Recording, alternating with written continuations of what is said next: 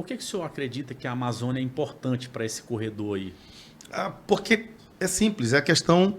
Quando você endurece o fechamento da Rota Caipira, eles têm que criar uma segunda alternativa. Então, a Amazônia, devido aos nossos grandes rios, devido à capilaridade desses rios, principalmente na época de cheia, fica muito mais fácil passar essa droga. A gente já detectou droga passando aqui de submarino, não foi nenhuma, nem duas, nem três vezes. Cada submarino que passa aqui passa com 7, 10 toneladas de droga. Então, é uma infraestrutura muito pesada. E passar com essa droga significa um lucro astronômico para eles. Não tenha dúvida da importância da nossa região. Então, requer uma atenção bem especial aqui na região, devido a essa possibilidade que tem dessa rota tão forte. O senhor acha que então não é só tráfico, é uma economia criminosa mais ampla, né? É muito ampla. E aí você vai espraiando para tudo, né? Você vai ter o ouro envolvido, exploração ilegal de madeira, prostituição.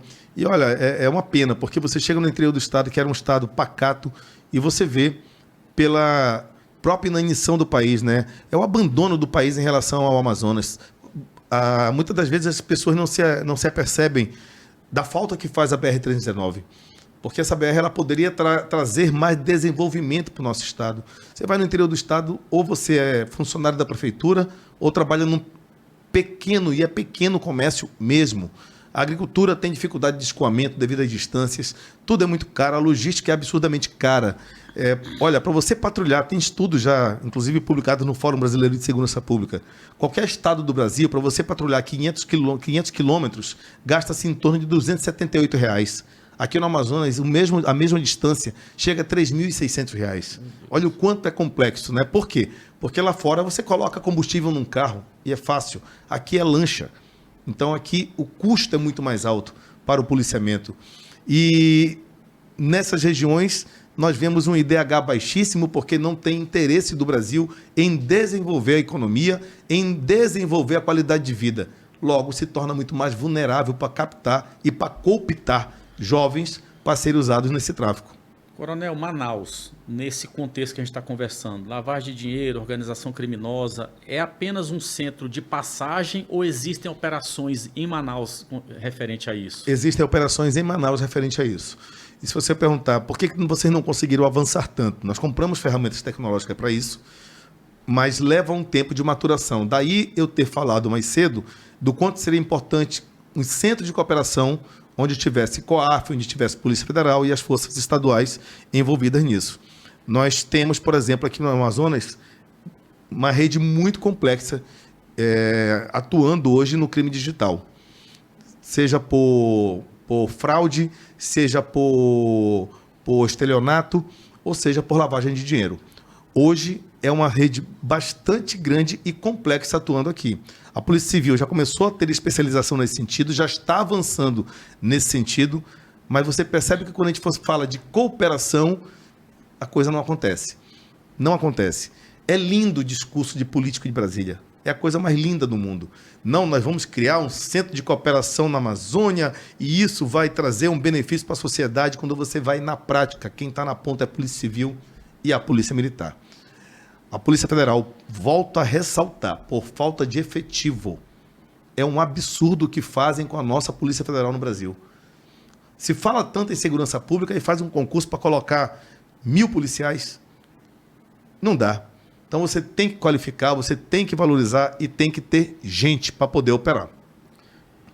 O senhor acredita que essa medida, o cidadão manauara, lá do Jorge Teixeira, lá da Zona Norte, ele vai, se for implementado, ele vai sentir o efeito disso, positivo? A curto prazo, não. A curto prazo, não. Isso é uma ação que isso vai levar muito tempo para nós podermos sentir algum tipo de mudança. Está muito enraizado, eles estão são realmente organizados, infiltrados em várias áreas e não vejo a curto prazo grandes resultados. Espero, sinceramente, que um outro governo brasileiro possa abraçar essa causa e criar realmente um sistema que possa colaborar, que possa cooperar e a gente ter força política para começar a mudar esse cenário. Mas não vejo nenhuma mudança com menos de 5 a 10 anos no Brasil acontecer. O senhor sabe que existe a separação, né, das pautas que um deputado federal pode tratar, um deputado estadual. Sim. Se o senhor tivesse como um deputado estadual, por exemplo, qual plataforma o senhor iria atuar para poder ajudar esse cidadão manauara que vê tão comprimido ali na questão do crime? Pois é, então, você sabe que a legislação penal ela é toda federalizada, né? Então tudo vai se tratar em Brasília, na Câmara e no Congresso. Então você não vai ter muita coisa a ser feita por um deputado estadual. E eu vejo muito deputado estadual prometendo segurança pública de maneira vazia, não é assim que funciona. Eu vejo de outra forma, eu vejo que a forma que um deputado estadual pode colaborar é trazendo projetos que a gente possa gerar, por exemplo, turismo, que a gente possa fortalecer a geração de emprego e renda, que a gente possa fortalecer o empreendedorismo, que a gente possa trabalhar para trazer indústria para cá. Isso um deputado estadual pode fazer. E vai refletir lá na frente na criminalidade, né? Exatamente. Quando eu estive no sistema penitenciário, nós criamos um projeto muito importante que foi o Trabalhando da Liberdade. E a lógica dele era muito simples. Você pega um preso que estava ali encarcerado e precisava ter uma alternativa e cria-se um projeto onde você vai qualificá-lo para ele poder trabalhar. Hoje, mais de 1.800 presos trabalham no sistema penitenciário.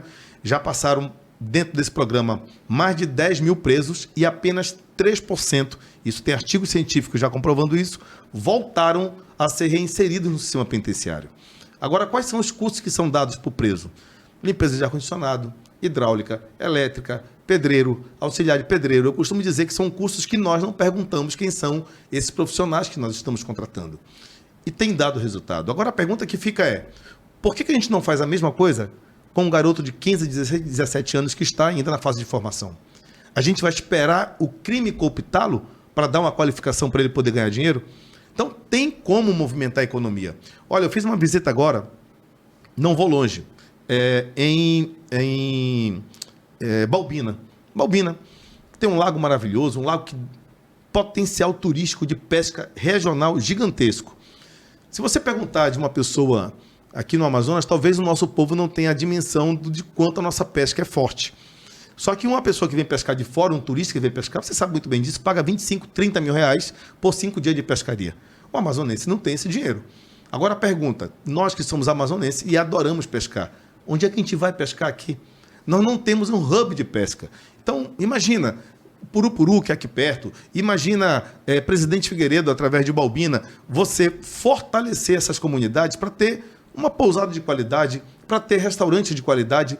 Não é para absorver só quem está de fora, absorver o nosso povo. Não tem. O próprio Presidente Figueiredo, gente, você vai em Presidente Figueiredo, não tem nada que atraia nós que somos daqui.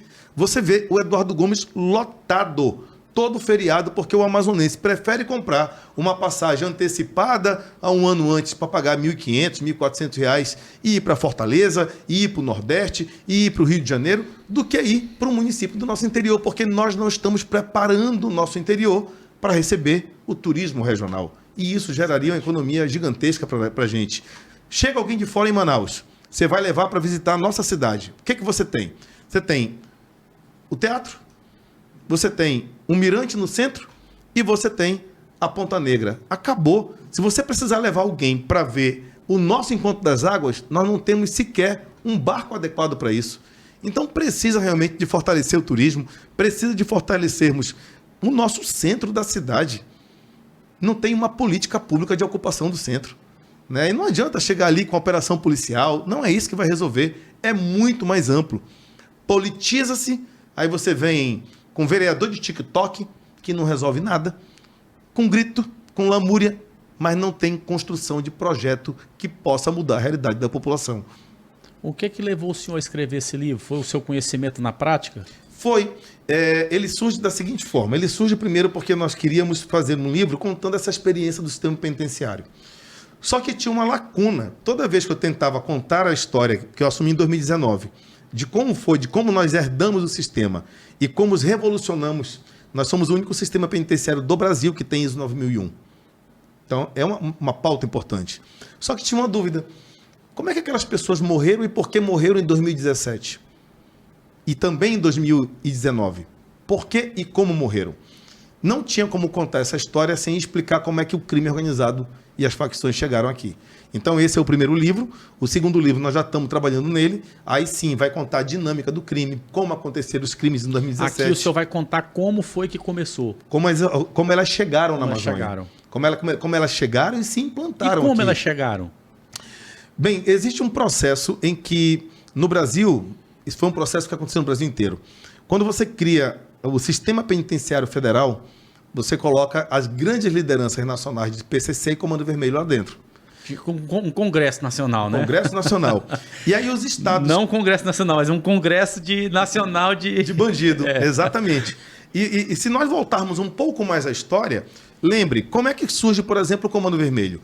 Ele surge através da Falange Vermelha, lá na década de 70, onde você coloca bandidos comuns junto com presos políticos. E ali cria a Falange Vermelha, que depois se torna o Comando Vermelho. Isso já está documentado, o Caco Barcelos fez um estudo grande, tem vários autores tratando sobre isso.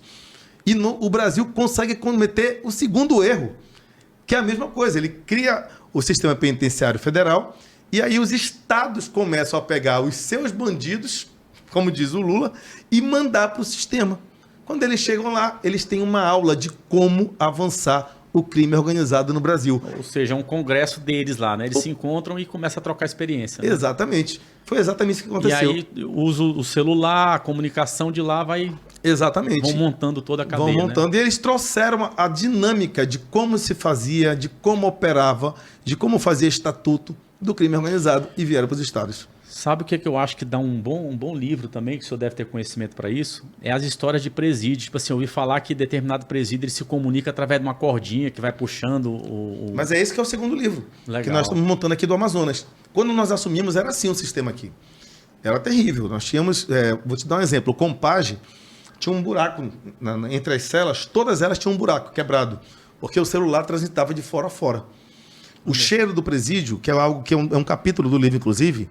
Era um cheiro de podre. Mas por quê? Um dos motivos, davam alimentação 5 horas da tarde, como não tinha trabalho interno, os presos não trabalhavam, ao final eles colocavam aquela comida que sobrou dentro de um saco transparente e jogavam no corredor. Aquilo ficava até o outro dia, 11 da manhã. Você imagina o odor desse ambiente. Hoje é diferente, tá? Cela hoje no Amazonas não tem mais energia, logo não tem como carregar celular. O preso, eu tinha 80% da população carcerária, a cada 3 meses a gente tinha que comprar escabim, porque a escabiose, em todos, ele pira, né? Então, por quê? Porque eles tinham roupa própria, lavavam na mão e secavam na sombra. Claro que vai contaminar. Hoje não, hoje eles usam fardamento, tem uma farda amarela ou laranja, dependendo de onde ele está inserido, e ele vai passar por uma lavanderia que vai ser escaldada, tem a numeração dele. Então, não é mais dessa forma. A cozinha hoje, eles trabalham na cozinha, a comida já tem outra qualidade. Então, assim, foi uma mudança muito radical. As pessoas não acreditam o quanto evoluiu o sistema penitenciário do Amazonas. Hoje, quem manda verdadeiramente dentro do sistema é o Estado do Amazonas. Você não vê mais ouvir falar de rebelião, de fuga. Existe uma verdade, e eu sempre disse isso, o sistema penitenciário sempre está fadado a ter morte, fuga ou rebelião. Você vai mitigar esse risco com qualidade. É isso que tem sido feito. Mas o risco existe. Esse é o risco de qualquer sistema penitenciário no mundo.